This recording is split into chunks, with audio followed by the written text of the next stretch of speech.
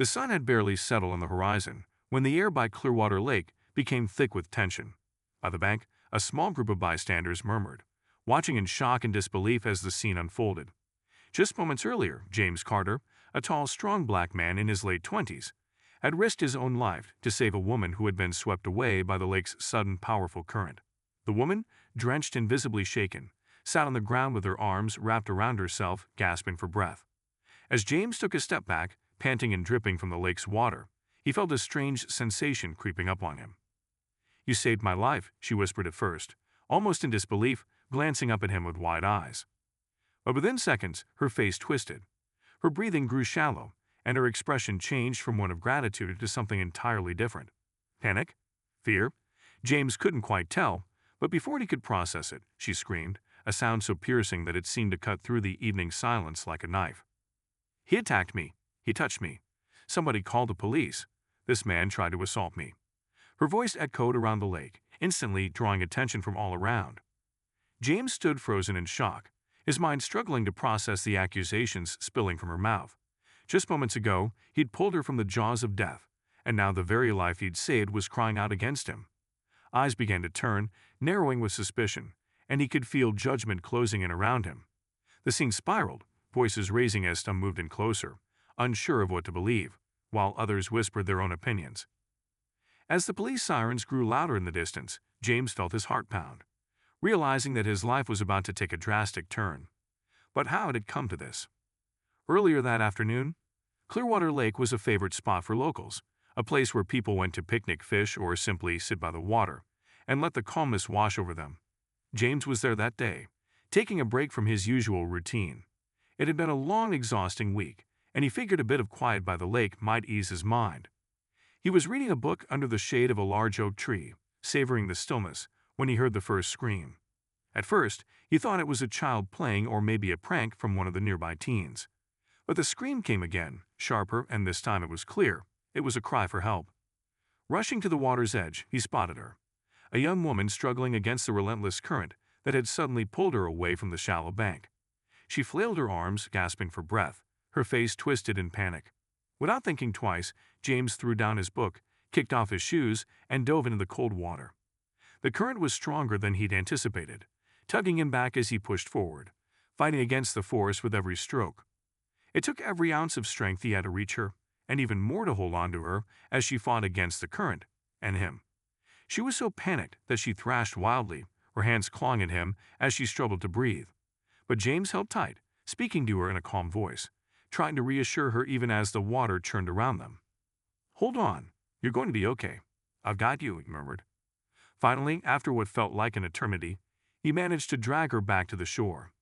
They collapsed on the bank, both heaving for breath, their bodies exhausted and drenched from the struggle. James felt relief wash over him, thankful he had managed to save her. He hadn't thought about anything except getting her out alive. As he tried to regain his composure, he saw that her breathing had steadied. For a moment, their eyes met, and he thought she was about to thank him. But instead, her expression turned confused, almost fearful. And then her face morphed into something else, a mix of horror and rage. She sat up, clutching herself, and backed away, staring at him as though he were some kind of monster. James was taken aback. Are you okay?" he asked, his voice barely a whisper, genuinely concerned. But she didn't respond. Her lips trembled as she stumbled to her feet, looking around for help. And then, without any warning, she started screaming, leveling her accusations. It was as if the person he'd just saved had transformed into someone else entirely, someone who looked at him with distrust and disdain. A few people nearby stopped and turned. The murmuring began, a low hum of voices that seemed to swell with every second. James felt his stomach drop as he realized the implications of her words. He wanted to defend himself, to explain what had actually happened, but the woman's cries were drowning out his voice, filling the air with accusations that echoed far louder than any truth he could tell. The crowd around them grew, people exchanging glances and muttering to each other. Some looked at James with suspicion, their faces twisted in judgment, while others watched with uncertainty, too stunned to take a side. A man in a red cap crossed his arms, eyeing James with a steely glare. "What's going on here?" he demanded, stepping closer. James swallowed, feeling the weight of the stairs pressing down on him. "I just pulled her out of the water. She was drowning. "I didn't do anything else," he said, his voice trembling despite his attempt to stay calm. The woman, still clutching herself, continued her cries. "He touched me." He wouldn't let go. Her words sent a chill through James, each accusation stabbing deeper. He tried to protest, to explain, but it felt like he was speaking into a void. The woman's words seemed to hang in the air, thick and heavy, seeping into the minds of those around them, shaping their perceptions before James could even get a chance to defend himself. Just then, the wail of sirens echoed through the trees, growing louder and closer with each passing second. The flashing lights of the police cars illuminated the scene, casting shadows across the bank as the officers stepped out, their eyes scanning the crowd. "Ma'am, what happened here?" one of the officers asked, approaching the woman with a look of concern. She pointed a trembling finger at James, her voice shaky yet resolute. He tried to hurt me." The officer turned to James, his face hardening as he looked him up and down. "Sir, we're going to need you to come with us for questioning." James's heart pounded as he tried to form the words to explain, but his voice felt trapped, caught in his throat as the weight of the situation pressed down on him. He opened his mouth to speak, but before he could say anything, the officer stepped forward, reaching for his handcuffs. And as the cuffs clicked around his wrists, James felt the world around him blur, his mind racing with questions and fears. How had it come to this? As the cold metal cuffs tightened around his wrists, James felt the reality of the situation hit him like a tidal wave. The faces in the crowd blurred, merging into a sea of judgmental eyes and suspicious glances. He could hardly process what was happening. Moments ago, he had risked his life to save someone, and now he was being treated like a criminal.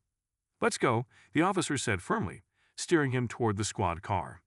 James glanced back at the woman, hoping for any sign of clarity, a glimmer of acknowledgement in her eyes, that this was all just a mistake. But she looked away, hugging herself tightly, her face pale as if she'd seen a ghost.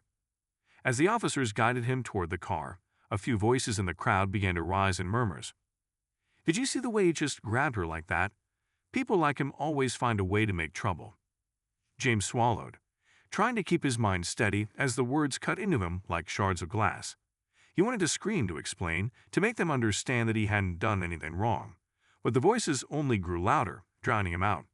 He was already guilty in their eyes. Inside the squad car, the world outside seemed to drift away, muffled and distorted. James sat quietly, his mind racing, replaying every second of the incident in his mind. It was also surreal, and his hands shook as he tried to piece together how things had spiraled so quickly. The officer driving glanced at him through the rearview mirror, his gaze cold and unsympathetic. "You know," he said, breaking the silence, "it's best you don't try anything funny. This situation is already serious enough." James felt anger bubble up, but he forced himself to stay calm. "I didn't do anything wrong," he muttered, mostly to himself. The officer shrugged, a hint of cynicism in his voice. "They all say that." James had started the day with such peace in his heart. He loved being by the lake, enjoying the gentle sounds of nature and the cool shade of the trees. As he sat with his book, he thought about how much he needed this moment to unwind, a rare slice of tranquility in an otherwise hectic life. He remembered watching the families nearby, laughing and playing along the shore. One family in particular stood out, a mother and her young daughter building a sandcastle. Each smiled as the little girl cheered with each tower they added, her laughter ringing out like music. He didn't know these people, but he felt a quiet joy in their happiness. At the same time, the young woman he would later save had been sitting nearby, chatting on her phone and dipping her feet in the water. He hadn't thought much of it then, his attention more focused on his book. But the memory of her sitting there now felt surreal, as if that carefree moment belonged to another lifetime. He had never imagined that within a matter of hours he'd be staring out the window of a police car, handcuffed and accused. The station was cold and stark, the fluorescent lights casting a harsh glow over everything. James was led through a set of double doors and into a small, cramped room with nothing but a metal table and 2 chairs. He sat, the cuffs still biting into his wrists, as the door clicked shut behind him. His mind raced with questions, each one more overwhelming than the last. How could this happen? Why had she done it? After what felt like an eternity, the door opened, and a detective walked in. She was middle-aged with piercing eyes that seemed to see right through him. She took a seat across from him, her face unreadable, and set a file down on the table. "Mr. Carter," she began, flipping open the file, "do you understand why you're here?" James clenched his fists, struggling to keep his voice steady. "No, I don't," he replied, his tone firm but respectful. "I saved that woman from drowning. I didn't hurt her. I was trying to help her." The detective raised an eyebrow, clearly unimpressed. "We got a report that says otherwise, Mr. Carter. The victim claims that after pulling her from the water, you made advances toward her. She says you grabbed her inappropriately and refused to let her go." James felt a wave of frustration build up. "That's not what happened," he insisted. "She was panicking, struggling against the current. I was just holding onto her to keep her from going under. There wasn't anything else." The detective leaned back, crossing her arms. "Look, I don't know what happened out there, but I do know that her account is different from yours. And given the severity of these allegations, we're going to have to look into it." James's heart sank. He could see the skepticism in her eyes, the subtle way her lips tightened, as if she'd already decided he was guilty. It didn't seem to matter that he had risked his own life to save hers. All that seemed to matter now were the words she'd spoken. The questioning dragged on, with the detective probing deeper, her questions growing more intense and accusatory. She asked him about every detail, scrutinizing his answers as though searching for cracks in his story. He explained over and over what had happened, but each time, he felt like he was talking to a wall.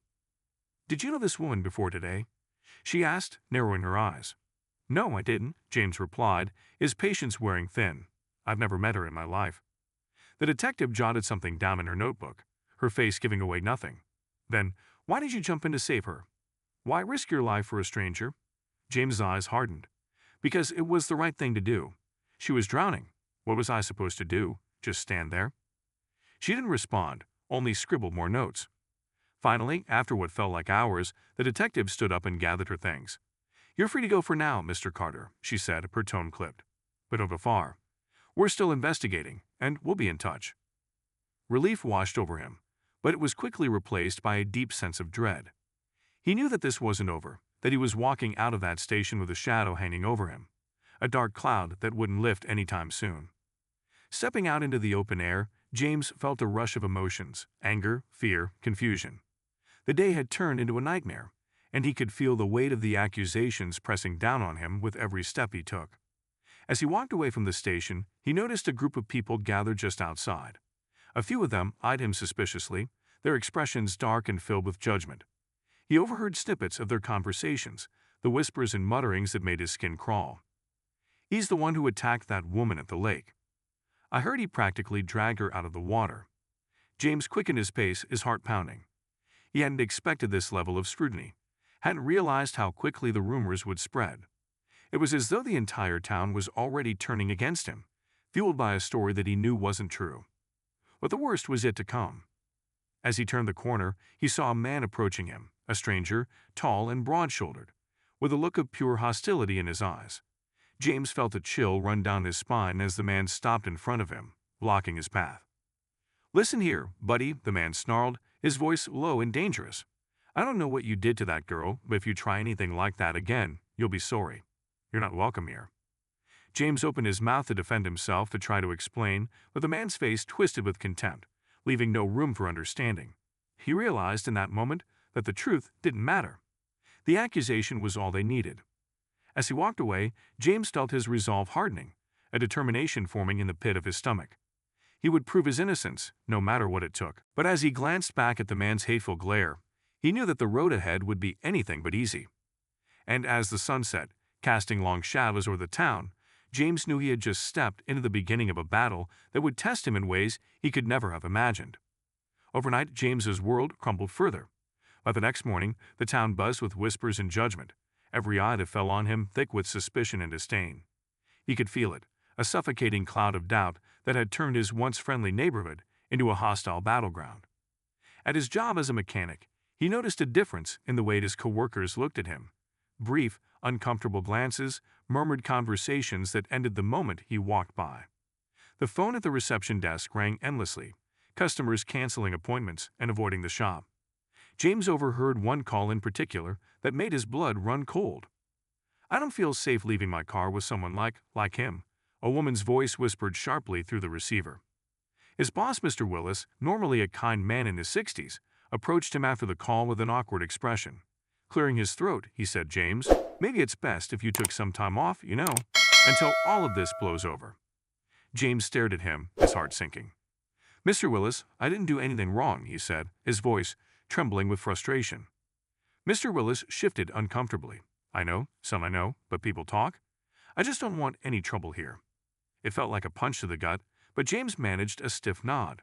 "I understand," he said quietly, picking up his things and walking out of the shop, feeling the weight of everyone's eyes on him. The news of the alleged incident at Clearwater Lake spread like wildfire.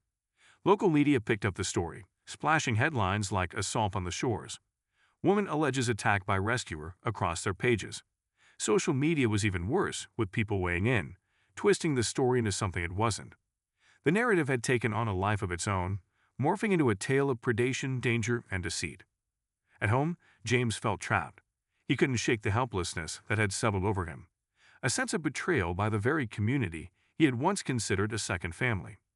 He thought about the woman, her face, her wide eyes as he pulled her to safety, the way she'd screamed that chilling accusation without warning. Why would she do this? He couldn't wrap his mind around it, couldn't understand how someone he'd saved could turn on him so viciously. It made no sense. He replayed the scene over and over in his mind, hoping to find some clue, some explanation that might make it all add up. Days passed in a blur, each one more suffocating than the last. But then, one afternoon, there was a knock on his door. Startled, James opened it to find an older woman standing there, a familiar face that gave him a spark of hope. It was Ms. Lane, a retired schoolteacher who had known James since he was a boy. She looked up at him, her face full of concern and something else, determination. "James, may I come in?" He stepped aside, grateful for the company, and they settled in the small living room. Ms. Lane took a deep breath before speaking. "I've been hearing some of the things people have been saying about you, and I can't sit by and let this happen without trying to help," she said, her voice trembling slightly. James felt a wave of gratitude wash over him. "Thank you, Ms. Lane. I'm struggling to understand why she would lie about something like this." She looked at him, her eyes narrowing thoughtfully. "James, have you considered that she might not be lying at all?" The question hit him like a cold shock. "What do you mean?" Ms. Lane leaned in closer. "I mean, is it possible that in her panic, she convinced herself of something that didn't actually happen? Sometimes, fear can do strange things to people's minds." James considered her words, the possibility settling heavily in his mind. Could it be that the woman genuinely believed he had harmed her?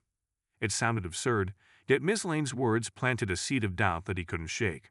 Either way, her support gave him a sliver of hope, a reminder that not everyone had turned against him. That evening, after Miss Lane had left, James decided to take a walk, hoping the fresh air might clear his head. He hadn't ventured out much since the accusation, but the walls of his apartment felt too close, too suffocating. He wandered down familiar streets, hands in his pockets, avoiding eye contact with the few people he passed. As he turned a corner, he froze. There across the street was the woman from the lake. She was sitting on a bench, looking distraught, her head in her hands. James felt a surge of anger and confusion, but something in her expression stopped him, a sadness that made him wonder if Ms. Lane had been right. Against his better judgment, he approached her, stopping a few feet away. She looked up, and their eyes met, both of them locked in an unspoken tension. "I just want to talk," he said gently, his voice low. "Please." The woman swallowed, her expression shifting between fear and something else.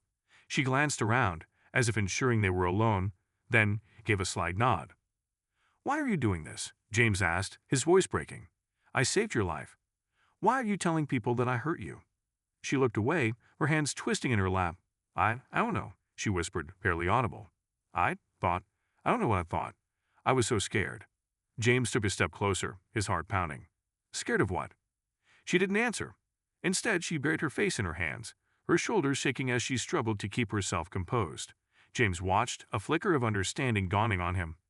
Maybe Ms. Lane was right.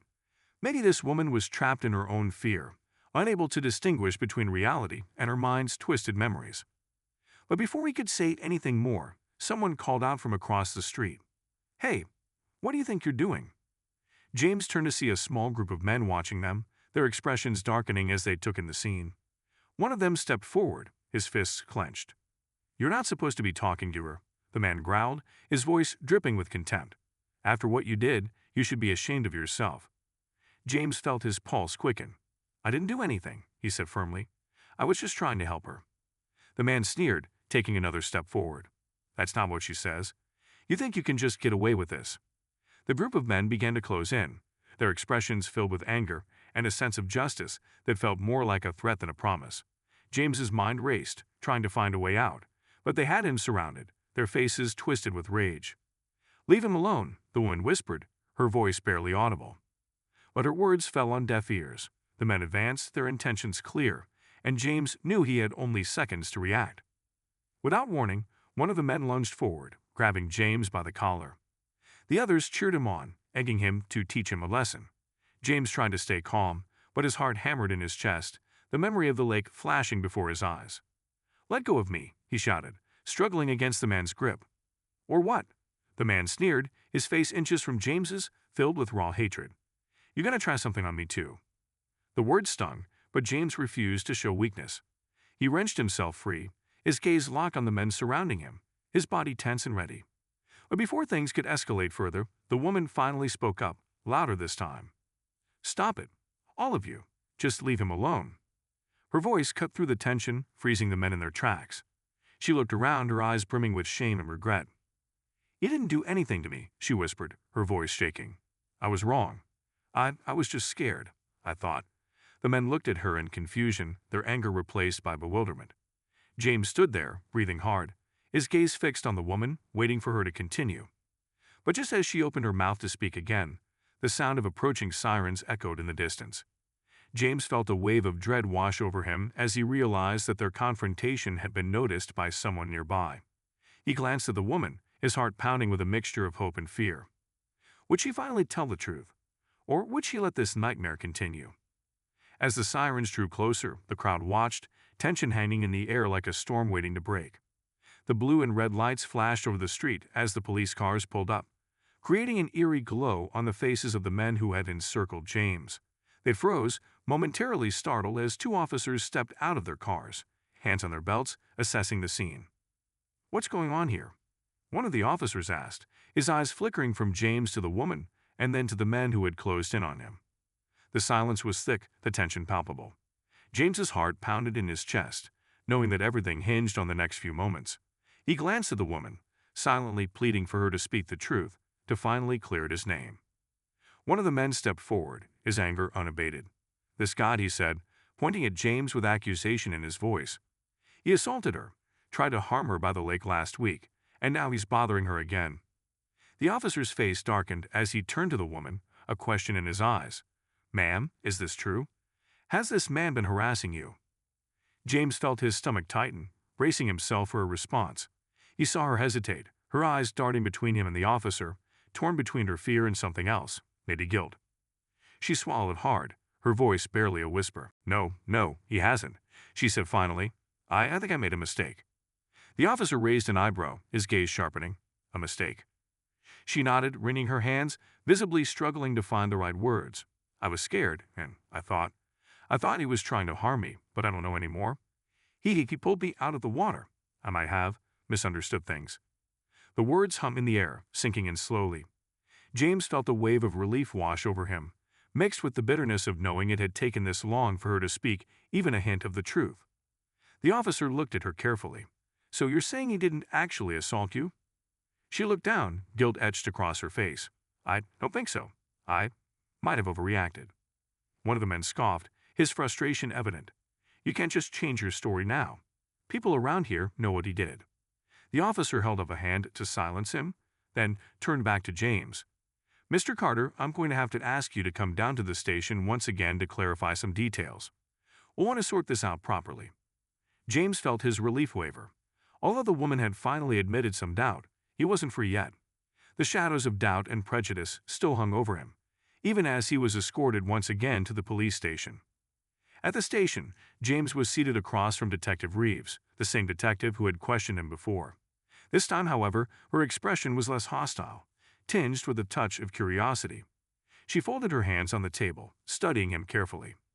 "It seems," she began, choosing her words slowly, "that the woman's story has changed.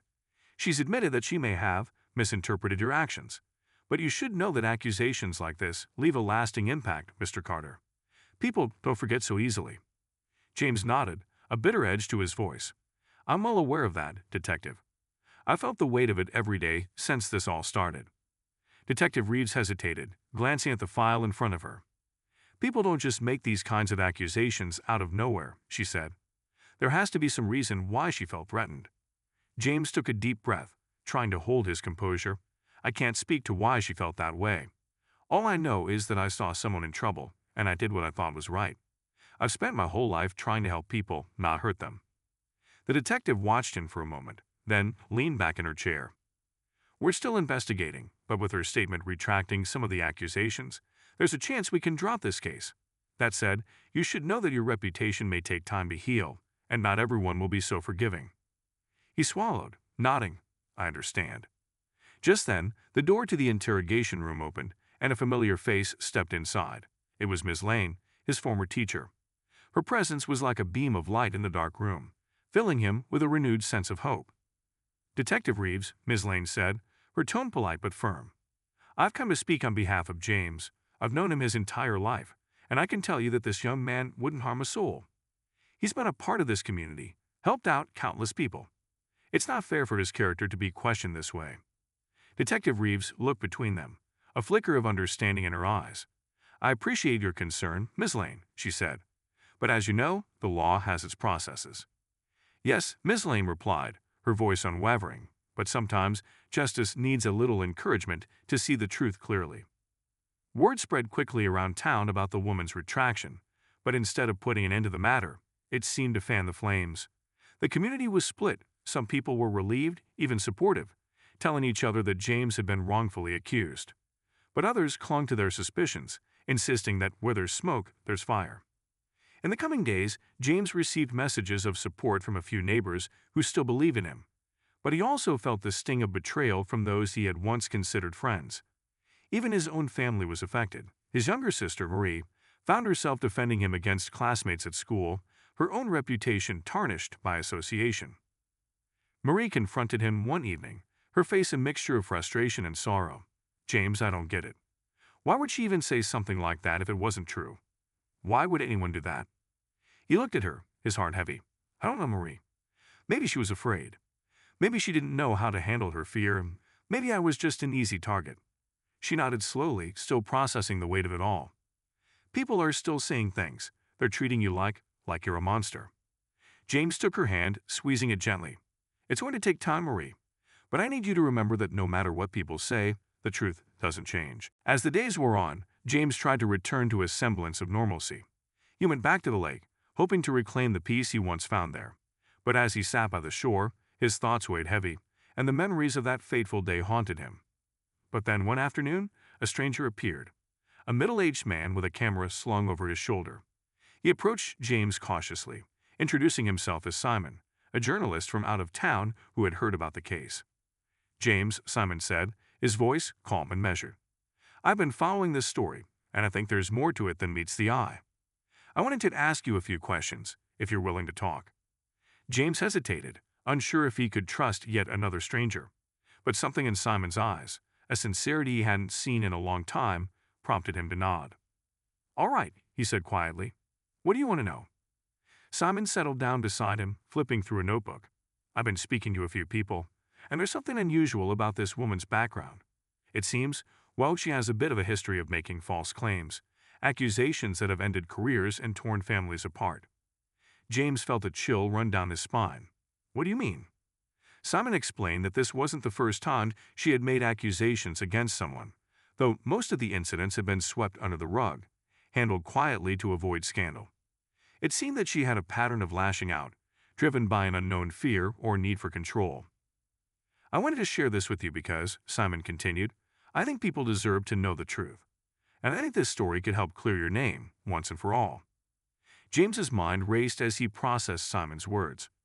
Could it be that the woman's accusations had been part of a larger pattern, a history of manipulating situations to her advantage? The thought filled him with a mix of relief and dread, relief that there might finally be a way to prove his innocence, and dread at the realization of just how deeply his life had been impacted by her actions. Simon reached out, placing a reassuring hand on his shoulder. If you're willing, I'd like to help you share your side of the story, but it's going to take courage. Are you ready for that? James looked out over the lake, feeling the weight of everything he'd been through, the hurt, the betrayal, and now the hope of redemption. He nodded, his voice steady. Yes, he said, I'm ready. Simon published his article, meticulously detailing the evidence and sharing the accounts of others who had faced similar accusations. The article sparked an uproar, sending shockwaves through the community. Some people were shocked, questioning everything they had believed. Others remained skeptical, clinging to their own biases. But the truth had finally emerged, a flicker of light in the darkness. For the first time, James felt the tide turning in his favor. But as he walked through the streets of the town, he couldn't shake the feeling that the storm wasn't over yet. His fight for redemption was far from finished. And as more people began to question the woman's motives, he knew he had to be prepared for whatever came next. Just when things seemed to settle, an unexpected knock echoed through his apartment one evening. He opened the door and froze, his pulse quickening as he saw who was standing there. It was her, the woman from the lake. And her face was filled with something he hadn't seen before, fear. But this time, it was different. "I need to talk to you," she whispered, her voice barely audible. James's heart raced as he took in the sight of the woman standing in his doorway. Her usual confidence was gone, replaced by a haunted look that seemed almost desperate. She was fidgeting, glancing over her shoulder as if someone was watching her. "Please," she whispered again, her eyes pleading, "I need to talk to you." James felt a surge of anger and confusion rise in him, but he forced himself to stay calm. He stepped aside, allowing her to enter, his mind reeling with questions. Why did she come here? And why now? She entered cautiously, still glancing around as if expecting someone to jump out from the shadows. Her hands trembled as she sat down on the edge of his couch, her eyes fixed on the floor. James took a deep breath, finally breaking the silence. "Why are you here? After everything you put me through, why come here now?" She winced, and for the first time, he saw a flicker of shame cross her face. I know I hurt you," she murmured, barely lifting her gaze. "And I don't know how to make it right." James clenched his fists, trying to contain his frustration. "Do you have any idea what your accusations have done to my life? To my family?" His voice cracked with the weight of his pain. "Why did you lie?" She swallowed hard, her voice trembling. "I didn't mean for it to go this far. I just wanted to feel safe." James's brow furrowed, the words confusing him. "Safe from what? I wasn't a threat to you. I saved you." She looked up at him, her eyes filled with a sadness he didn't expect. "I know, but you don't understand. There are things I can't, things I've been through, things that make me see danger everywhere." She paused, biting her lip, as if struggling to hold back tears. "I thought I was protecting myself, but I ended up hurting you instead." The anger in James's chest softened slightly as he saw her vulnerability. But the damage was done, and he wasn't ready to let go of his anger entirely. "So you just accused me without any evidence. Do you know what people like me go through when we're falsely accused?" She looked down, her voice a whisper. "I'm sorry. I was wrong. I was so wrong, and I don't know how to fix it." James stood there, torn between the urge to forgive and the sting of betrayal. He took a step back, needing to put some distance between them. "You don't get to come here and just apologize like it's that simple. You nearly destroyed my life. People in this town, they look at me like I'm a criminal." She nodded, her shoulders slumping. "I know, and I deserve that blame. But there's something else you should know." James's heart sank as he saw the fear in her eyes return, deeper and darker than before. "What do you mean?" She swallowed, her hands clutching each other tightly. "After the article came out, someone started following me. I've been getting these messages, saying that I'll pay for what I did. They know where I live, where I work. I'm afraid, James." She looked at him, her voice breaking. "I didn't know where else to go." He felt a strange mix of emotions rise within him. After everything she'd done, she had the nerve to come to him for protection. But at the same time, he couldn't ignore the genuine fear in her voice. It was clear that something, or someone, was now threatening her. James took a deep breath, forcing himself to stay calm. "Why should I care about what happens to you after everything you put me through?" Tears filled her eyes, and she seemed to shrink before him. "I know you have every reason to hate me, but I didn't know who else to turn to. You're the only person who's actually shown kindness, even when you had no reason to. And I know I don't deserve it, but please, James, I'm begging you." James looked at her, the weight of his decision pressing down on him. Part of him wanted to turn her away, to let her deal with the consequences of her actions alone. But the other part, the part that had saved her in the lake, that still believed in doing the right thing, wouldn't let him walk away. He sighed, running a hand through his hair. "All right," he said reluctantly. "I'll help you. But I need you to be honest with me. No more lies. If I'm going to protect you, I need to know the whole truth." She nodded quickly, relief flooding her face. I swear, no more lies. I'll tell you everything. They sat in the dim light of the room, the silence heavy as she began to speak, her voice low and haunted. My name is Elise, she began, her gaze fixed on the floor. I came to this town to escape my past. I've been running for a long time, trying to get away from things I did, things I've been a part of. James listened, his expression hard. And what exactly have you been running from, Elise? She hesitated, glancing around as if the walls themselves might betray her secrets. I was involved with dangerous people. People who don't forgive mistakes. When I finally got out, I thought I could start fresh, live a normal life. But the fear, it never left me. Everywhere I went, I saw danger. I saw people who could hurt me. James frowned, trying to understand. So you're saying that's why you accused me? Because you thought I was some kind of threat? Elise nodded, her face twisted with shame. Yes, I know it sounds crazy, but when you pulled me out of the water, I was in a panic. I thought you were one of them that you were sent to finish what they couldn't. James shook his head, struggling to process her words. You nearly destroyed my life because of your paranoia. She nodded, unable to meet his eyes. I know, and I'll never be able to make up for that. But now they found me again, and I'm terrified. James looked at her, trying to understand the depth of her fear. So, what do you want from me? Elise swallowed hard. I need you to help me leave. Help me get away from here before they find me. I know I don't deserve it, but please, James, I have nowhere else to go. James sat back, his mind racing. Could he trust her? After everything she'd done, could he really take the risk of helping her escape?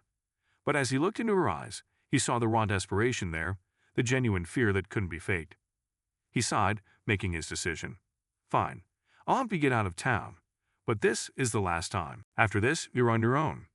Relief flooded her face, and she nodded quickly. Thank you, James. You don't know what this means to me. But even as he agreed to help her, a lingering doubt gnawed at him. Was she telling the truth?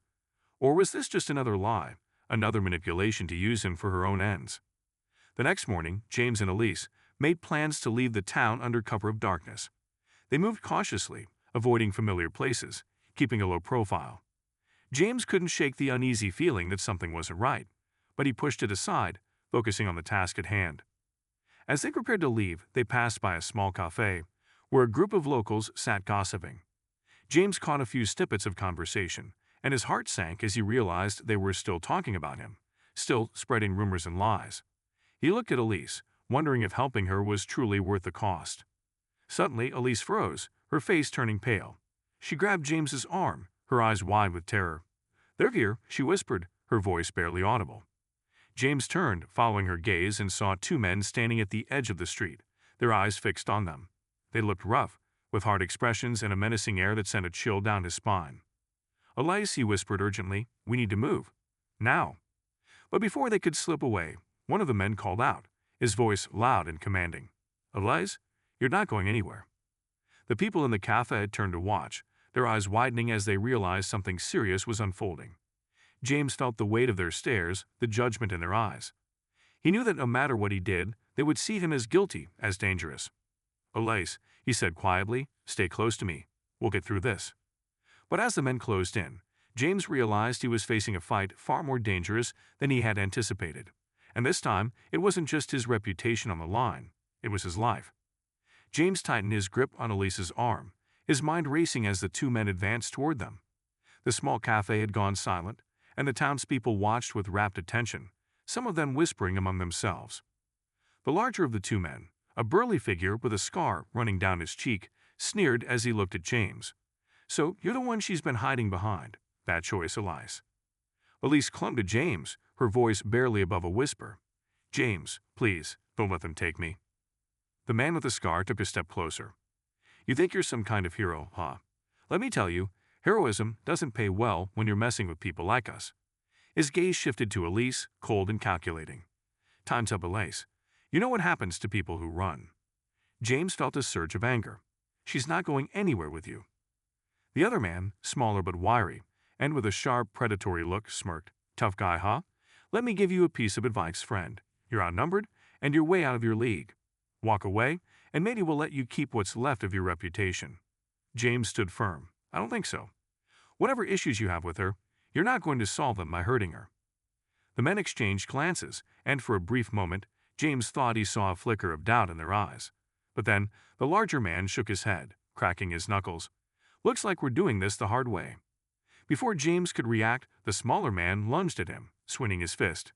James dodged, but the sudden movement sent him stumbling backward, and he felt the rough edge of the sidewalk scrape against his arm as he fell. He scrambled to his feet, adrenaline kicking in as he prepared for another attack. The man with the scar advanced, swinging his fists with a brutal efficiency that spoke of experience in street fights. James barely managed to block one punch, but the force of it sent him reeling. Elise screamed, clutching her hands to her mouth as she watched the struggle. Just as James braced himself for another blow, a voice rang out from behind them. "Stop right there." They all turned to see a police officer approaching, his hand resting on his holstered gun. The men froze, their expressions shifting from aggression to annoyance. "Gentlemen," the officer said coolly, his eyes narrowing as he looked at each of them. "We don't allow brawling in the streets here. Let's break it up, shall we?" The two men exchanged glances, and James could see them sizing up the situation.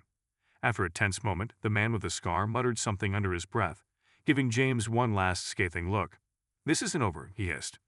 "You're both going to regret this." With that, the two men turned and walked away, disappearing down a side street. The officer watched them go, then turned to James and Elise. "You two all right?" he asked, his gaze softening slightly. James nodded, though he could still feel his heart racing. "Yeah, thanks for stepping in." The officer raised an eyebrow, his gaze shifting to Elise. "Ma'am, you might want to think twice about the company you keep. Those men don't look like the kind you want following you around." Elise nodded quickly, her face pale. "I know. I'm trying to get away from them." The officer sighed, giving them both a worried look. "Just keep it out of the streets. If I see trouble like this again, I'll have to take you both down to the station." As the officer walked away, Elise let out a shaky breath, her entire body trembling. James could feel the weight of what had just happened settling over them both. "That was too close," she whispered. "They're not going to stop, James. They're going to keep coming until—" She trailed off, unable to finish the sentence. James placed a reassuring hand on her shoulder. "Then we need to find a way to get you out of here for good. This town isn't safe for either of us anymore." But as they turned to walk back to James's apartment, he noticed the townspeople still watching them from the cafe, their expressions filled with suspicion and disdain. He realized that despite his good intentions, the people of this town would never see him as anything but a troublemaker, a man tainted by scandal and accusations. Back at the apartment, James and Elise sat down to figure out their next move. The weight of the situation pressed heavily on them both, and for the first time, James felt the hopelessness of their predicament. "They're not going to stop until they find you," he said, his voice tense. "You said you wanted to get away from all of this. Are you willing to leave everything behind?" Elise nodded, her face resolute. "Yes, I have nothing left here but fear. If it means I can finally be free, I'll do whatever it takes." James studied her for a moment, realizing the depth of her desperation. She had put him through hell, but now he saw a woman who was trapped, cornered by her past and haunted by her mistakes. "All right," he said. "There's an old friend of mine who lives a few towns over. He knows a thing or two about disappearing without a trace. You might be able to help us come up with a plan to get you out of here." Alyssa's eyes lit up with a glimmer of hope. "Do you really think he'll help?" James hesitated. "I don't know. But he owes me a favor, and if there's anyone who can help us, it's him." As they began packing what little she had brought with her, James couldn't shake the feeling that they were running out of time. The men from earlier would be back, and next time, they might not have the luxury of a police officer intervening. Just as they were about to leave, there was a loud knock at the door, and both of them froze. James's heart pounded as he moved cautiously toward the door, gesturing for Elise to stay back. He pressed his ear to the door, listening intently. "James," a voice called from the other side, muffled but familiar. "It's Marcus. Open up." Relief washed over him as he recognized the voice of his old friend, the man he'd just been thinking of calling for help. James opened the door to find Marcus standing there, looking as rugged and resourceful as he remembered. But his face was grim, and he seemed tense, glancing over his shoulder as if he were being followed. "Marcus," James said, pulling him inside, "you're a sight for sore eyes." Marcus nodded, casting a quick glance at Elise. "I got word that you might be in trouble, so I came as fast as I could. But we don't have much time. There are people looking for her, and they're not messing around." Elise's face went pale. You know who they are." Marcus gave a grim nod. I know enough, and trust me, they don't forgive easily. If you're serious about getting out of here, you'll have to move quickly and quietly. We're talking about a total reset. No contacts, no trace, nothing left behind. James looked at Elise, searching her face for any hesitation. Are you ready for this? She nodded, though her voice was shaky. Yes, I don't want to live like this anymore. I'm ready to leave it all behind. Marcus motioned toward the door. Then, let's get moving. We'll need to travel light, and I have a car waiting outside. But once we go, there's no turning back. With a final glance around his apartment, James felt a pang of sadness. He had built a life here, a life that was now falling apart because of one fateful decision to help a stranger. But he knew he couldn't stay, not if he wanted to give Elise a chance at freedom. They stepped out into the night, the cool air prickling their skin as they hurried toward Marcus's waiting car. Just as they reached it, James glanced back, catching a glimpse of a shadowy figure watching them from a distance. A chill ran down his spine. The men were still out there, watching, waiting, and he knew that this was only the beginning. As the car sped away, James couldn't shake the feeling that they were heading into something even more dangerous than before, a journey that would test his loyalty, his courage, and his sense of justice. And somewhere in the darkness, those same men were planning their next move. The car sped down the winding back roads, the headlights carving a path through the night. The atmosphere in the car was thick with tension, each passenger lost in their own thoughts. James sat in the back beside Elise, his gaze flicking to the rearview mirror, watching for any signs of pursuit. Marcus drove in silence, his face tense and alert. We'll need to lay low for a few days before making any big moves, he said quietly. There's a safe house I know about. It's not much, but it'll keep us off the radar. Elise nodded, her eyes wide and fearful, but she managed to squeeze out a grateful smile. Thank you, both of you. I know I don't deserve this. James studied her, his emotions torn. He couldn't forget the lies she had told, the damage she had caused him, but in her fear, he saw something that tugged at his empathy. He simply nodded, though he remained guarded, uncertain of what the future held. They drove in silence for another hour, weaving through dark roads and small towns, just as James began to relax. Thinking they had managed to shake off any would-be followers, a set of headlights appeared in the distance, steadily growing closer. James tensed, his hand instinctively gripping the seat. Marcus, he said urgently, nodding toward the rear window. I think we got company. Marcus glanced in the mirror, his jaw tightening as he caught sight of the vehicle. Damn, they found us. Without another word, Marcus pressed his foot down on the gas pedal, the engine roaring as the car picked up speed. The headlights behind them mirrored their movements, closing in. Elise let out a shaky breath, clutching James's arm tightly. What are we going to do? Stay calm, James whispered, though his heart pounded. Marcus knows what he's doing. The chase intensified, the car swerving around sharp turns and narrow bends as Marcus tried to lose their pursuers. The lights behind them continued to follow, relentless and unwavering. Suddenly, Marcus veered off onto a dirt road, the car jostling as it sped over the uneven terrain. Hold on tight, he shouted as they bounced over rocks and ruts, the trees around them casting long, menacing shadows. They plunged deeper into the woods, but the headlights behind them stayed close, growing brighter as the car behind gained on them. James's stomach twisted as he realized they were running out of options. Just as the pursuing car was nearly upon them, Marcus jerked the wheel to the left, steering them off the main path and down a narrow, nearly hidden trail. The car behind them skidded, unable to make the turn in time, and disappeared into the darkness behind them. Marcus kept driving for several more minutes, finally slowing as he came to a halt in a dense grove of trees. He killed the engine, and they sat in silence, catching their breath. I think we lost them, Marcus whispered, though his eyes were still wary as he scanned the area. James exhaled, feeling a surge of relief tempered by the lingering fear of what had just happened.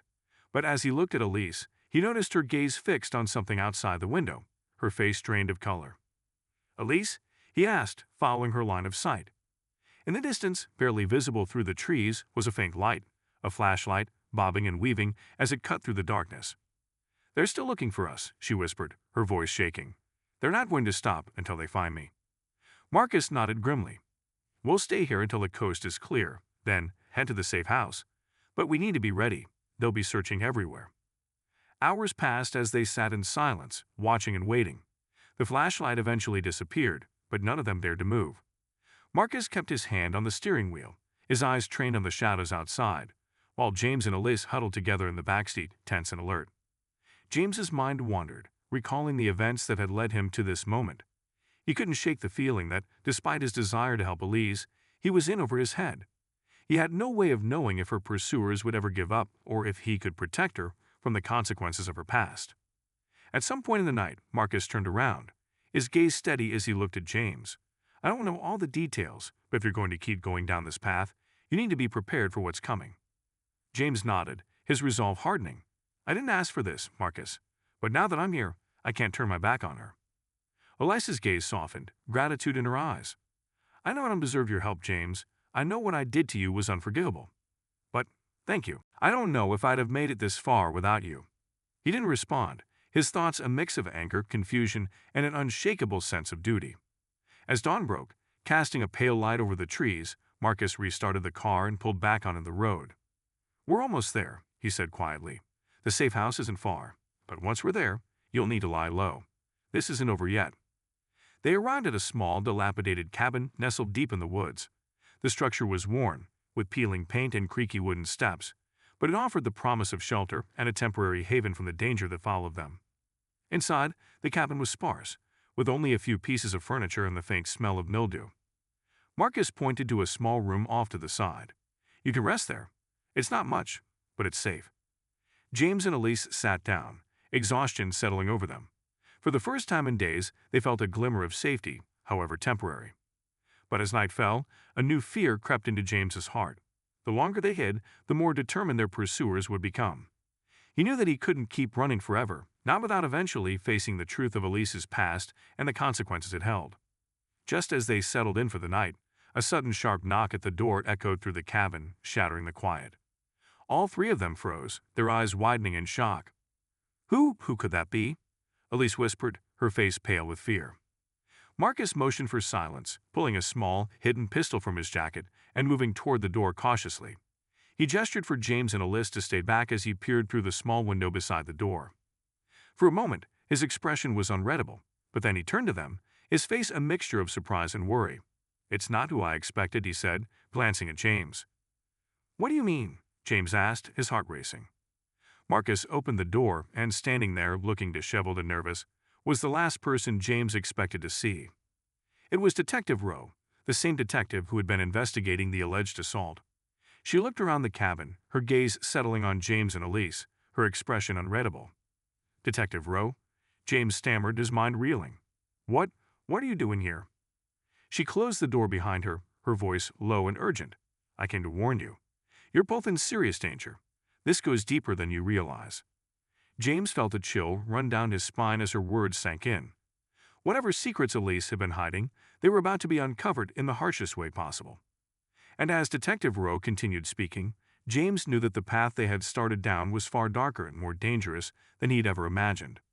Detective Rowe's face was set in a grim expression as she stepped further into the cabin, her eyes darting around, taking in every detail. James felt a surge of confusion and dread, unsure of what had brought her to them in such a secluded place.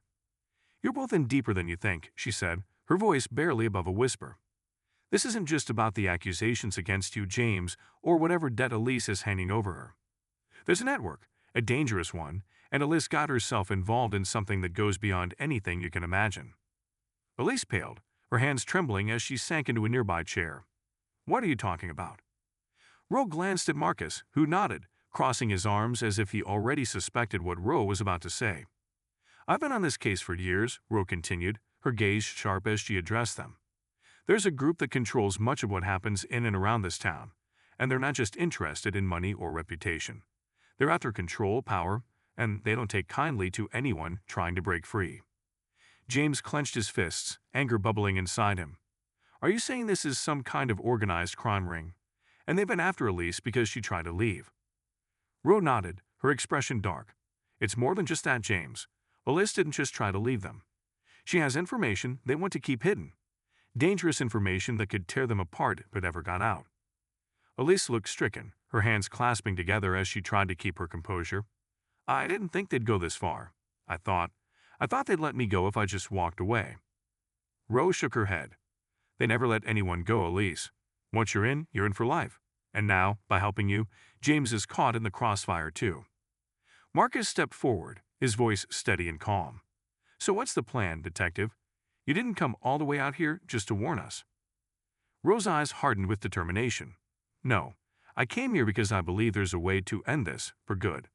But it's going to take all of us, and we'll have to be careful. They have eyes everywhere, even in the police force. One wrong move and they'll know we're onto them." James felt a surge of resolve. Despite the fear gnawing at his insides, he knew he couldn't abandon Elise now, not after everything they'd been through. "Tell us what we need to do." Ro gave a curt nod, her gaze steely as she began outlining her plan. "They're expecting you to run to hide. That's what they count on, fear. But if we're going to have any chance of stopping them, we need to turn the tables. We need to go on the offensive." Elise looked at Ro with wide eyes, the fear in her gaze slowly giving way to a glimmer of hope. "You mean we can actually fight back?" Ro nodded. "We can, but you'll need to trust me completely, and there will be risks. High ones." James's heart pounded as he listened, his mind already racing with possibilities. He could see the weight of the danger in Ro's eyes, the risk she was taking just by coming to them. "What's the first step?" he asked, his voice steady despite the turmoil within him. Ro took a deep breath, glancing at each of them in turn. "We're going to need evidence, something that proves their involvement in all of this. I've been gathering information for years, but it's not enough. We need something concrete, something undeniable. And the best place to start is their central operation hub." Elise stiffened. "You mean their safe house? The one where they keep all their records?" Ro nodded. "Exactly. And I think you know where it is." Elise's face paled, but she gave a determined nod. "I do. But getting in, it's impossible. They guard it day and night." Marcus stepped forward. "Not if we're smart about it. I've broken into tougher places than this before. But we'll need a clear plan and backup options." James felt a surge of adrenaline as Ro and Marcus began laying out the details of their plan. They would need to act swiftly, using the element of surprise, and each person would have a critical role to play. As Ro handed each of them a list of tasks, James felt a surge of purpose. The fear and doubt that had plagued him for so long began to fade, replaced by a fierce resolve. But just as they were about to finalize their plan, a sudden sharp sound shattered the quiet. The unmistakable crunch of footsteps outside the cabin. Everyone froze, tension crackling in the air as they exchanged looks of alarm. Ro motioned for silence, drawing her pistol as she edged toward the window, peering out into the darkness. "Stay down," she whispered, her voice taut with urgency. "They're here." James's heart pounded as he glanced at Elise, who looked equally terrified. Their worst fear had come true. They had been found. The air in the cabin was thick with dread as they prepared for the confrontation they knew was inevitable. A shadowy figure approached the door, and the handle turned slowly. The door swung open, and in walked a man whose face James recognized immediately, the same scared man who had accosted them in town. Behind him, several more figures slipped into the room, their expressions cold and unyielding. The scared man smiled, a chilling, twisted grin that sent a shiver down James's spine. Well, looks like the gang's all here, and here we were thinking you might be hiding." Rose stepped forward, her pistol aimed squarely at the scared man. "Back off," she commanded, her voice steady. "Leave now, and no one has to get hurt." The man laughed, a low, mocking sound. "You think a little gun's going to scare me? We know all about you, Detective Rowe. You've been snooping around our business for years, but now it ends." Elise clutched James's arm, her grip tight with fear. James could feel his own fear creeping back, but he forced himself to stay calm. They were outnumbered, but they weren't without options. Rose's gaze hardened, her finger hovering over the trigger. "I suggest you think twice before you make any rash moves." The man's eyes gleamed with malice. "Oh, I don't think so. See, I have a message for all of you. You can run, you can hide, but in the end, we always win. You'd be smart to remember that." He took a step forward, and before anyone could react, the room erupted into chaos. Ro fired, her shot ringing out in the confined space, hitting the man in the shoulder. He staggered back, but his men surged forward, lunging toward Ro and the others. James grabbed Elise, pulling her back as Marcus stepped in, his fists swinging as he tried to hold off the advancing men. But they were too many, and James knew they were quickly losing control of the situation. In the midst of the struggle, Ro shouted, "James, take Elise and run. Get to the car and don't stop." James hesitated, but a look from Ro made him realize they had no other choice. He grabbed Elise's hand, pulling her toward the back door as they scrambled to escape. They burst out into the night, the cold air stinging their faces as they ran toward Marcus's car. Behind them, they could hear the sounds of the fight still raging inside the cabin, Roe and Marcus doing their best to hold off the attackers. James fumbled for the keys, his hands shaking as he tried to get the car started. Just as they pulled away, James caught a glimpse of Roe through the cabin window, her face bloodied but determined as she held her ground. But as they sped away, a sense of dread settled over him. He knew that leaving Roe and Marcus behind meant they were taking an enormous risk. The guilt gnawed at him, but he forced himself to focus on the road ahead, knowing that their only chance was to keep moving. Beside him, Elise was silent, her face pale and stricken. She clutched her seatbelt, her eyes wide as they sped away from the cabin, deeper into the night. James didn't know where they would go or what awaited them, but one thing was certain: they had crossed a line, and there was no turning back. The car sped through the night, the engine roaring as James pushed the gas pedal to the floor. The trees blurred into streaks of darkness, the world outside feeling both distant and surreal. Inside, a tense silence hung between him and Elise, who sat stiffly beside him, her hands clenched in her lap. "Where are we going?" she finally asked, her voice a fragile whisper. "I don't know," James admitted, his heart pounding with uncertainty. "Anywhere but here. We need to figure out our next move." Elise nodded but didn't respond, her gaze fixed on the road ahead, the headlights casting a pale glow on the asphalt. The fear that had gripped them earlier was now mixed with an overwhelming sense of urgency. They had to find a way to protect themselves, and they needed a plan. As they drove, James's mind raced with possibilities. They couldn't go back to the cabin, it was too dangerous, and he couldn't shake the image of Roe fighting for them, putting herself at risk while they escaped. Guilt surged in his chest as he remembered her fierce determination and the way she had stood her ground against their attackers. "James," Elise's voice cut through his thoughts. Do you think they'll come after us?" "I don't know," he replied, forcing himself to stay calm. "But we have to be smart. If they find us, we need to be ready to fight back." Elise shivered, and James glanced over, noticing the fear etched on her face. "You're safe with me, Elise," he reassured her. "I won't let anything happen to you."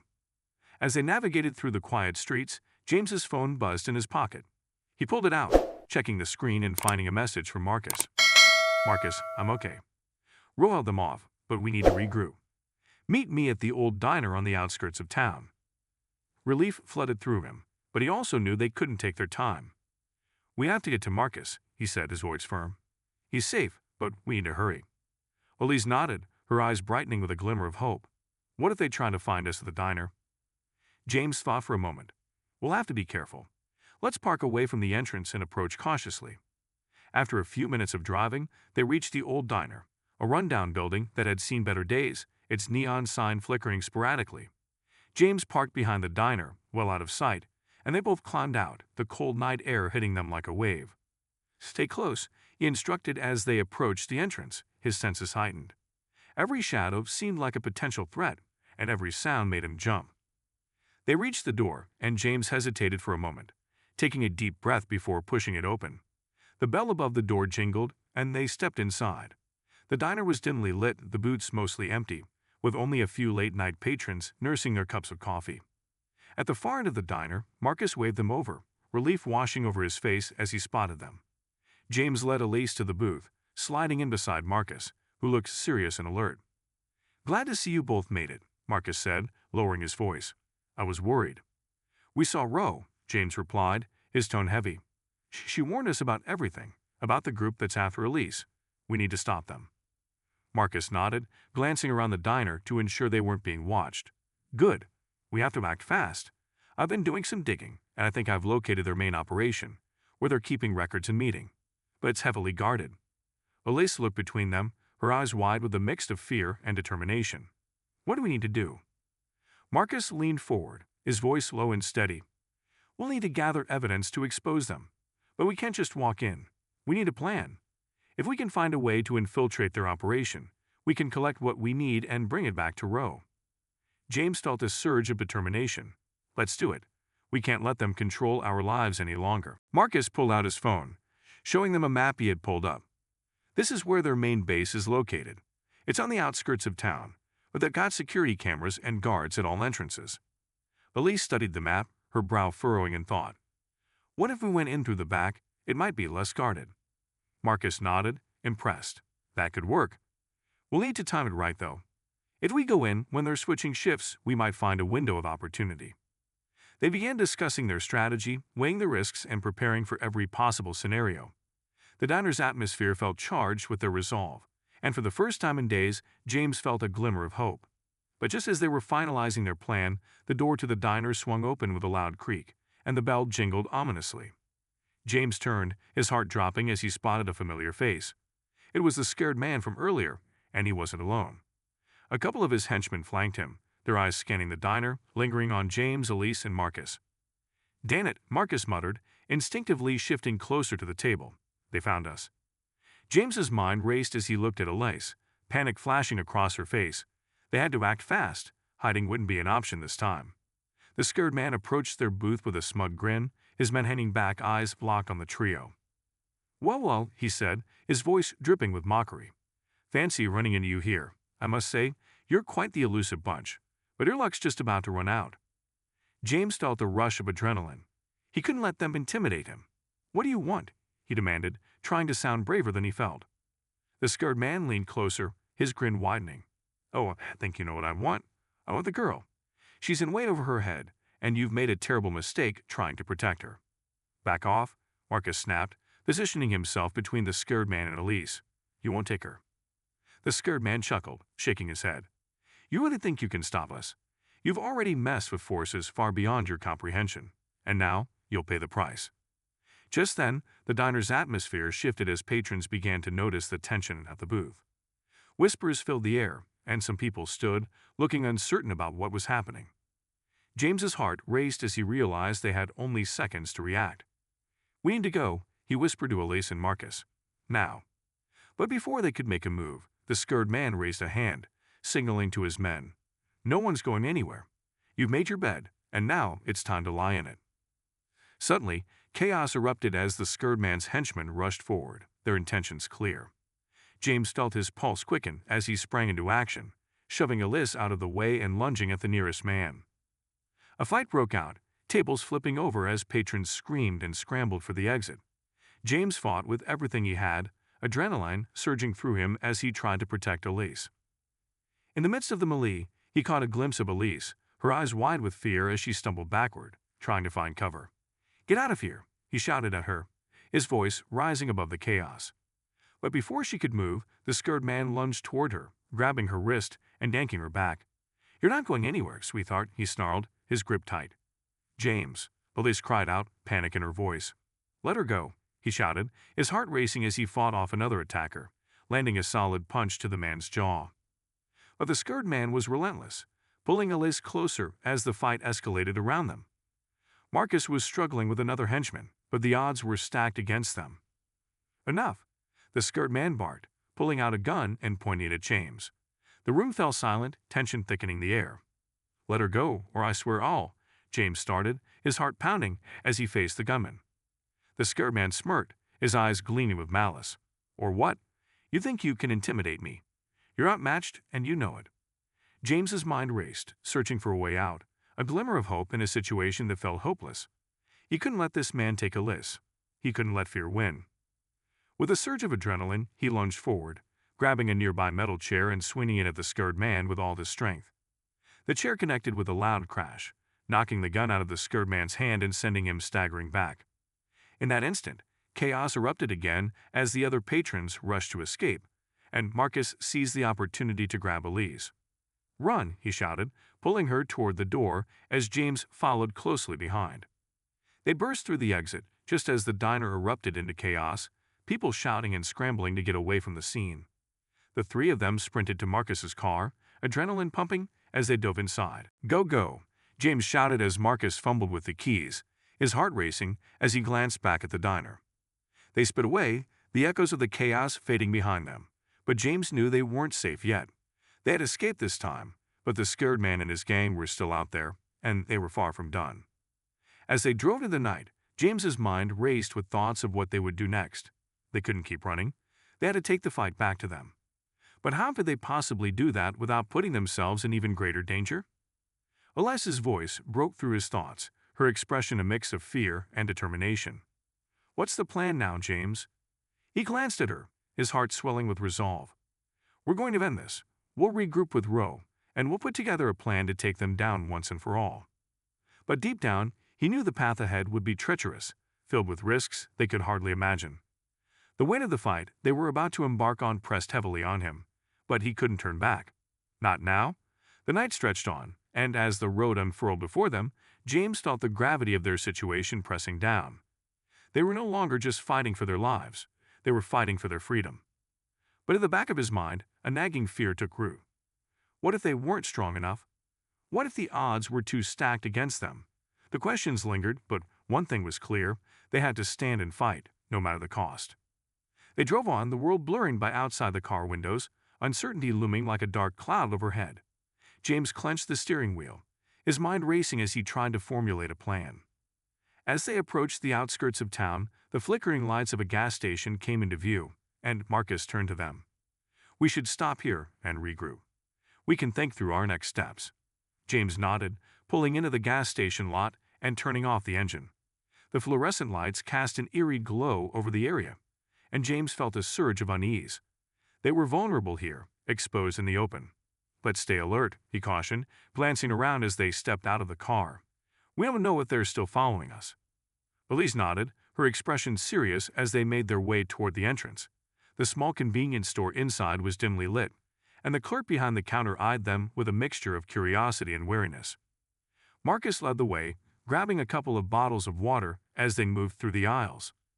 "We need to stay hydrated and think about our next move." James grabbed a snack, his mind racing as he scanned the store. They had to come up with a solid plan, something that would give them the upper hand against the gang. But even as they tried to strategize, the sense of dread loomed over them like a storm cloud, ready to burst. Just as they reached the register, a loud crash echoed outside, causing James's heart to leap in his chest. "What was that?" he asked, his voice low and tense. Marcus turned, his expression tightening as he peered out the window. "It looks like a car just crashed into the pump." James rushed to the window, the scene outside unfolding in chaotic detail. A black SUV had barreled into one of the gas pumps, the explosion sending flames leaping into the air. Panic erupted in the gas station as people scrambled to find safety. "We have to get out of here," Elise shouted, her voice tinged with fear. "Wait," James held up a hand, trying to assess the situation. The SUV was parked dangerously close to the other pumps, and flames licked hungrily at the surrounding area. The fire spread quickly, consuming everything in its path. "Let's go," Marcus urged, urgency in his voice as he grabbed Elisa's hand and pulled her toward the exit. They rushed outside, the heat of the flames washing over them as they made their way to the car. But as they neared the vehicle, James caught sight of a figure emerging from the smoke, a familiar face that made his blood run cold. The scared man stood there, smoke swirling around him, his expression twisted with rage. "You thought he could escape," he spat, his eyes blazing with fury. James's heart raced as he realized they were trapped. The fire raged behind them, and there was nowhere to go. "Get in the car," James shouted, adrenaline surging through him. They had to escape, but the scared man was blocking their path. "Stay back," Marcus yelled, stepping in front of Elise as he prepared for a confrontation. But the scared man laughed, a cruel, mocking sound. "You really think you can stop me? I've played this game for far too long, and I always win." With a surge of determination, James stepped forward, ready to fight back. "You won't take her," he declared, his voice steady despite the chaos around them. But before he could make a move, the scared man raised his gun, aiming it straight at James. "You're making a mistake, kid," he warned, his voice low and threatening. James's heart pounded in his chest, and time seemed to slow as he realized they were on the brink of a confrontation that could change everything. "Run," he yelled at Elise and Marcus, his instincts kicking in as he lunged toward the scared man, ready to fight for their lives. But before he could reach him, a deafening bang rang out, and the world exploded in a whirlwind of smoke and chaos. James was thrown backward, the force of the explosion knocking him off his feet. He landed hard on the ground, the air filled with debris and confusion as he tried to get his bearings. "James," he heard Elise's voice calling out, panic lacing her words. As the smoke cleared, James struggled to sit up, his heart racing as he looked for Elise and Marcus. The flames danced around them, illuminating the chaos that had erupted in the gas station. But just as he regained his composure, he realized something chilling. The scared man was gone, and as the smoke drifted away, James felt a cold wave of dread wash over him. What just happened? James. Alyssa's voice cut through the haze, and he turned to see her rushing toward him, Marcus close behind. Are you okay? Elise asked, her face pale with worry. I'm fine, he replied, still trying to process the events that had unfolded. But we need to get out of here before they come back. Marcus nodded, urgency in his eyes as he scanned the area for any signs of danger. We can't stay here. We have to find a safe place to regroup. James pushed himself up, adrenaline pumping through his veins as they moved away from the chaos. The flames continued to rage behind them, but they couldn't afford to look back. They had to stay focused and keep moving. As they made their way toward the car, James felt a mix of fear and determination. They had faced danger before, but now it felt like the stakes were higher than ever. They were on the run, and the scared man wouldn't give up easily. Where do we go now? Elise asked, her voice trembling slightly as they climbed into the car. We'll head to the outskirts, away from the main roads, James replied, trying to stay calm despite the chaos around them. We need to find a safe spot to think and regroup with Ro. As he drove away from the gas station, the glow of the flames faded into the distance, but the reality of their situation pressed heavily on him. They were in deep trouble, and the danger was far from over. But even as they faced uncertainty, a flicker of hope ignited within him. They had each other, and they had to fight back against the darkness closing in around them. James tightened his grip on the steering wheel, determined to keep pushing forward. With the road stretching ahead of them, they embarked on a journey filled with risks and uncertainty, knowing that the next chapter of their lives would be a fight for survival. As they drove deeper into the night, James couldn't shake the feeling that the scared man would come for them again, that this wasn't the end of their struggle but merely the beginning of something far more dangerous. He glanced at Elise and Marcus, their faces filled with a mixture of fear and determination. Together, they would face whatever came next. Together, they would fight to reclaim their lives and confront the darkness that had invaded their world. The road ahead was uncertain, but one thing was clear. They were in this together, and they wouldn't stop fighting until they found a way to break free from the chains that bound them. And as they sped away into the night, James vowed to himself that he would do whatever it took to protect those he loved, no matter the cost. The car sped through the night, the landscape outside blurring into a tapestry of darkness. James gripped the steering wheel tightly, his knuckles white with tension. The encounter at the gas station replayed in his mind like a haunting echo, the flames, the chaos, and the scared man slipping away into the smoke. They were still alive, but for how long? The fear of being hunted was a heavy cloak around his shoulders, suffocating and relentless. Elise sat in the passenger seat, her eyes wide and reflective, darting between the road ahead and James's tense profile. Marcus was silent in the back, his expression grim. They were all aware of the danger that loomed over them, the threat that the scared man represented. Their hearts raced, each beat punctuated by the urgency of their situation. Where do we go now? Elise finally broke the silence, her voice tinged with anxiety. James glanced at her, trying to keep his tone steady. We need to find Ro. She's the only one who can help us figure out how to take the fight to them. Marcus nodded from the backseat, his brow furrowed in thought. There's a place she mentioned, a cabin in the woods where she goes for meetings. It's secluded, away from prying eyes. If we can reach her, we can come up with a plan. Do you remember where it is? James asked, hoping Marcus had retained the details during their earlier conversations. Yeah, I think I can find it, Marcus replied, pulling out his phone to check the map. It's about 20 minutes from here if we take the back roads. We need to avoid the main highways, they're probably watching those. James nodded, turning onto a narrow, winding road that cut through the trees. The darkness enveloped them, the only light coming from the headlights slicing through the night. The silence in the car was thick, each of them lost in their thoughts, the weight of what had happened pressing down on them. As they drove deeper into the woods, the trees loomed taller, casting long shadows that danced in the beam of the headlights. The atmosphere felt charged, as if the very air around them was alive with danger. James couldn't shake the feeling that they were being watched, that the scared man had eyes on them even now. Do you think he'll come after us? Elise asked suddenly, her voice trembling. James glanced at her, his heart aching at the fear in her eyes. We'll be ready for him. We can't let him intimidate us. If we stick together, we can outsmart him. Elise nodded but didn't respond, her expression still filled with concern. James could see the strain weighing heavily on her, and he wished he could take away her fear. After what felt like an eternity, they finally arrived at the cabin, a small rustic building nestled among the trees. James parked the car, his heart racing as he took in the surroundings. The area was quiet, the only sound being the rustling of leaves in the gentle breeze. "Let's go," he urged, climbing out of the car and motioning for Elise and Marcus to follow. They approached the cabin cautiously, their senses heightened. James pushed the door open, revealing a cozy interior filled with the faint scent of pine and old wood. "Ro," he called out, his voice echoing in the stillness. There was a moment of silence before Ro appeared from the back room, her expression one of surprise and relief. "James, you made it." She rushed forward, her eyes scanning their faces. "What happened? I heard there was trouble." James quickly filled her in on everything: the gas station, the scared man, their desperate escape. Ro listened intently, her expression growing serious as she absorbed the information. "We need to prepare for a confrontation," she said, her voice steady. "They won't stop until they find you, Elise. We need to hit them where it hurts." "What do you mean?" Marcus asked, his brow furrowed. Ro glanced at James before continuing. "I have contacts, people who can help us gather information. We need to infiltrate their operation and expose them for what they are. If we can find their records and broadcast it, we might finally bring them down." James felt a surge of determination at her words. This was their chance to turn the tables. "What's the plan?" he asked, his heart racing with renewed hope. Ro moved to a table, spreading out a map of the area and marking key locations. "They have a compound not far from here. It's heavily guarded, but there's a weak point we can exploit. If we can get in undetected, we can gather the evidence we need and get out before anyone knows we were there."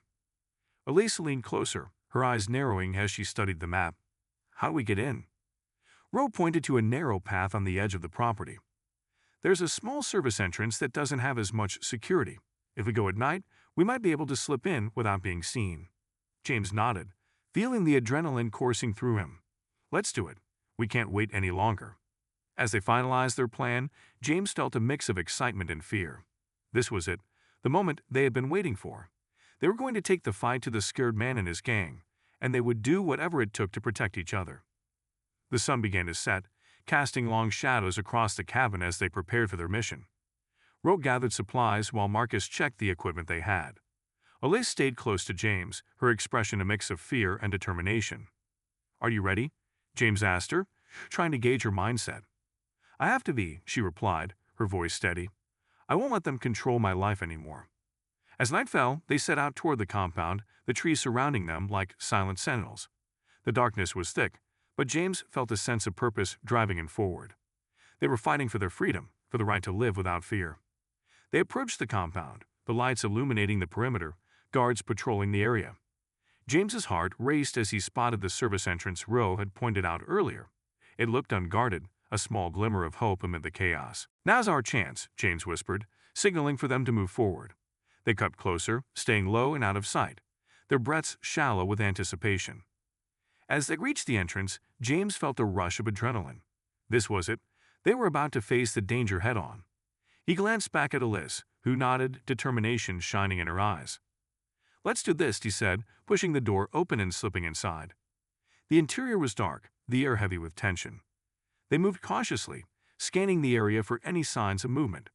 James felt the weight of their mission pressing down on him, every sense heightened as they navigated through the dimly lit hallways.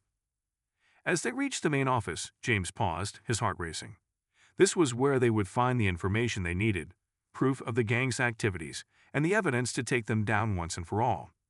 He pushed the door open, revealing a room cluttered with files and computers. "This is it," he breathed, excitement bubbling in his chest. They began to search through the documents, frantically looking for anything that would help their cause. Ro focused on the computer, trying to hack into the system to retrieve files while Marcus and Elise sorted through the physical documents.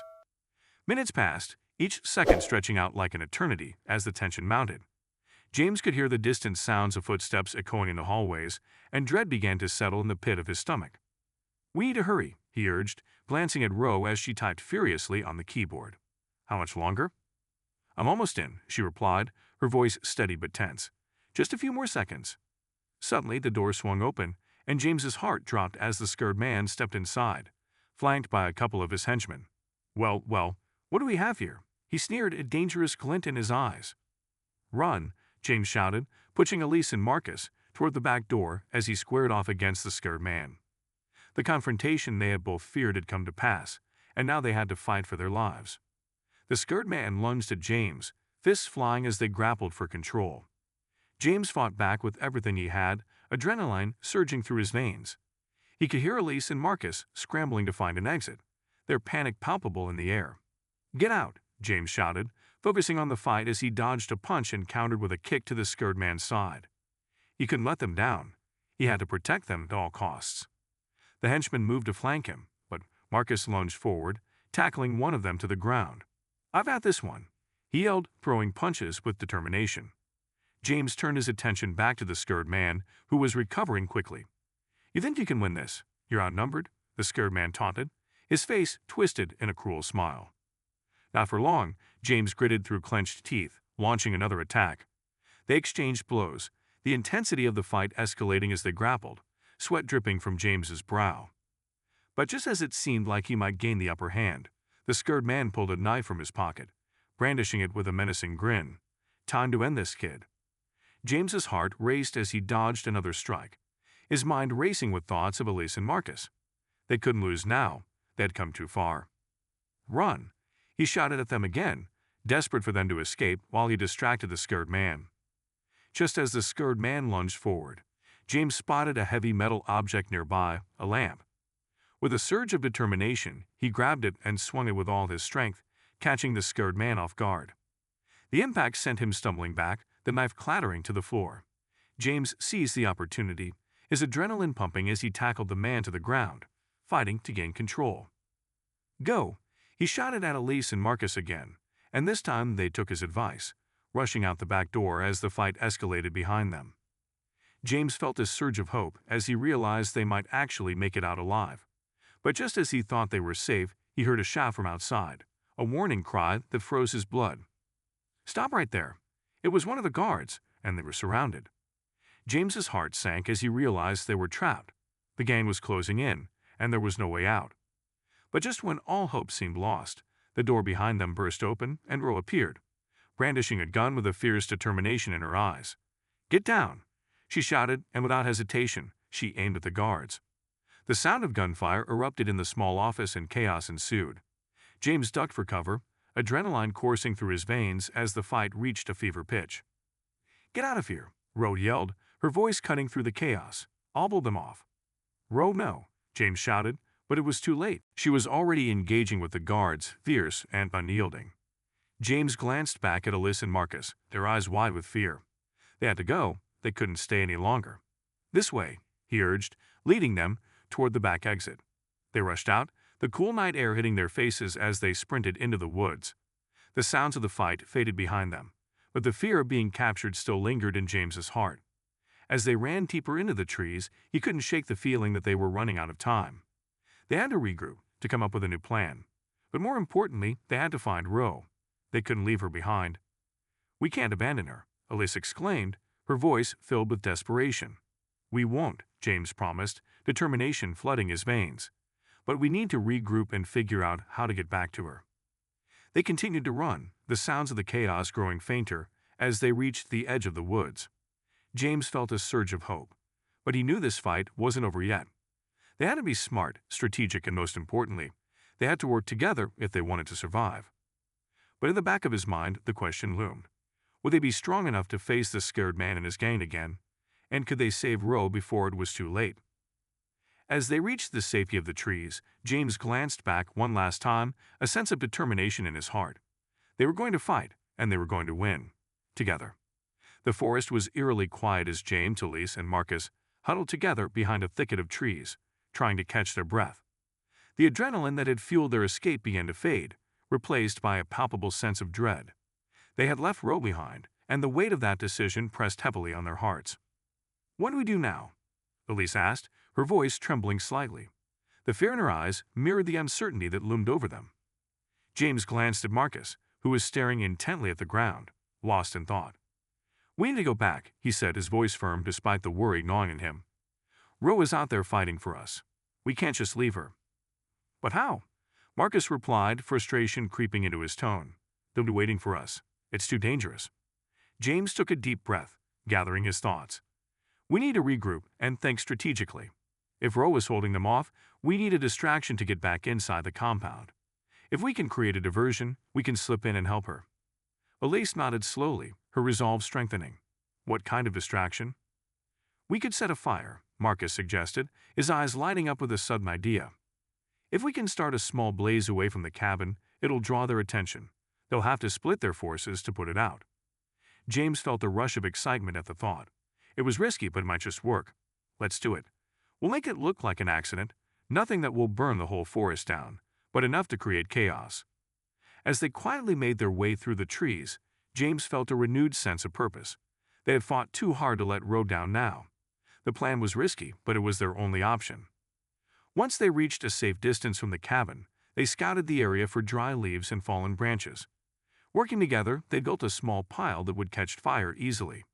James took a deep breath, his heart pounding as he struck a match, watching as the flames flickered to life. "Now we run," he yelled, and they took off back toward the compound, the fire crackling behind them. The glow from the fire grew brighter, illuminating the dark woods as they approached the compound. They could see the guards scrambling, rushing toward the source of the flames, leaving the entrance unguarded. "Let's go," James urged, leading the way as they slipped into the building, their hearts racing with adrenaline. Inside, the chaos was palpable. Guards were shouting orders, rushing to contain the fire outside. James and his friends moved quickly, retracing their steps to find Roe. "Roe," James called out, hoping she could hear him above the noise. "We're here." Just as they reached the main office, they spotted Roe in a fierce struggle with one of the henchmen. Her strength was impressive, but she was outnumbered. "James, get him," Roe shouted, her voice strained as she grappled with the thug. With a surge of determination, James charged into the fray, throwing himself at the henchman. The two men tumbled to the ground, and James fought with everything he had, fueled by the knowledge that his friends depended on him. Meanwhile, Marcus and Elise rushed to help Roe, and together they managed to overpower the thug, pushing him away from Roe just as she delivered a swift kick to his midsection. He stumbled back dazed, and Elise quickly grabbed his arm, pulling him away from the fight. "Get him," Marcus shouted, pointing to another guard who had entered the room. With renewed vigor, the four of them fought together, their movements synchronized as they took down the remaining henchmen. James felt a rush of adrenaline with every blow he landed. They were fighting not just for their freedom, but for justice. Finally, after what felt like an eternity, the last guard fell, and the room fell silent. Panting and bruised, they stood together, surveying the aftermath of their battle. "We did it," James breathed, disbelief washing over him. But their victory was short-lived as they heard footsteps approaching from outside the office. The scared man was back, and he was not alone. "You think you can take down my operation?" he sneered, his voice low and menacing. "You have no idea what you're up against." James felt his heart drop. They had to finish this once and for all. "We're not afraid of you," he said, his voice steady despite the fear coursing through him. "Fools," the scared man hissed. "You'll regret this." He lunged forward, and a fight broke out once again. James could feel the intensity of the battle escalating. They had come so far. They couldn't let him win now. With a surge of strength, James dodged the scared man's attacks and retaliated with powerful blows, each punch fueled by the anger and fear he had felt throughout this ordeal. "James, watch out," Roe shouted, but it was too late. The scared man swung a heavy metal object toward him, but Marcus was quicker. He dove in front of James, taking the hit and crumpling to the ground. "No," James yelled, his heart pounding in panic as he turned to Marcus. "Get up," Elise shouted, her eyes wide with fear. James felt a rush of rage at the scared man as he turned back, ready to fight with renewed determination. "You will pay for that." With a final surge of energy, James launched himself at the scared man, using everything he had left. The impact was explosive, and they both went crashing to the floor. The fight was fierce, but James felt the support of his friends rallying around him, helping him regain his footing. As the struggle continued, James caught a glimpse of a nearby weapon, a sturdy metal chair. In one swift motion, he grabbed it and swung it toward the scared man, knocking him off balance. This was his chance. "Get him!" Roe yelled, and they all surged forward, working as a team. Together they managed to subdue the scared man, wrestling him to the ground until he was pinned. James felt a mix of triumph and relief wash over him as he looked down at the defeated man. "This is for everything you've done," he said, breathing heavily. "Do you think this is over?" The scared man spat, struggling beneath them. "You have no idea how many people I have watching you. You think you can just walk away?" "We're not afraid of you," Elise said defiantly, stepping forward. "You've terrorized us long enough." James glanced at Roe, who had pulled out her phone and was recording the scene. "I'm going to make sure the world knows what you've done," she said, her voice steady. Suddenly, sirens blared in the distance, growing louder with each passing second. The sound filled the air, and James felt a rush of hope. The authorities were finally here. As the sirens approached, James could see fear flickering in the scared man's eyes. "You'll regret this," he hissed. "No," James said, shaking his head. "This is the beginning of your end." The door burst open, and officers flooded into the room, guns drawn. They quickly assessed the situation, and James felt a wave of relief wash over him as they took control of the situation. The scared man's eyes widened in disbelief as he realized he was outnumbered. "You can't do this," he shouted, struggling against the officers as they placed him in handcuffs. But it was too late. The weight of justice was coming down hard, and there was no escape. James felt a rush of satisfaction as he watched the men being led away, the threat that had loomed over them finally vanquished. After the chaos settled, James, Elise, Marcus, and Roe found themselves outside the compound, watching as the officers processed the scene. The air was filled with the sounds of police radios and the hum of activity, and for the first time in a long while, James felt a sense of peace. "We get it," Marcus said, grinning despite the pain he was in from the earlier fight. "We actually did it." Elise hugged him tightly, tears of relief streaming down her face. "I was so scared, but you were all so brave." James smiled, feeling a warmth spread through him at her words. They had faced incredible odds, and they had emerged victorious. Roe approached, her expression serious but proud. "You all showed incredible strength today. This isn't just about us. It's about bringing an end to the cycle of fear they'd created." James nodded, feeling a swell of gratitude for the woman who had fought alongside them. "Thank you, Roe. We couldn't have done this without you." As they stood together, watching the sun rise on the horizon, James knew this was a new beginning. They had fought against the darkness and emerged stronger than ever. They would work together to ensure that the scars of the past were transformed into the strength to face the future. Days later, news broke about the operation's downfall, the scared man arrested alongside his gang members. The story captured national attention, shining a light on the injustices they had endured. James, Elise, and Marcus became advocates for change, sharing their story to raise awareness about the dangers of such gangs. With Roe's help, they created a foundation to support victims of violence, aiming to provide resources and hope to those who needed it most. As they stood at the podium together, sharing their story, James felt a surge of pride. They had turned their pain into power, transforming their experience into something positive. The world was a better place because they had stood up for what was right, and as they looked out into the crowd, James knew they would continue to fight for justice, not just for themselves, but for everyone who had ever felt powerless. And in that moment, he understood that together, they could overcome any challenge, no matter how daunting. Their friendship had been forged in fire, and it would carry them forward into whatever came next. Justice had been served, but the journey was just beginning.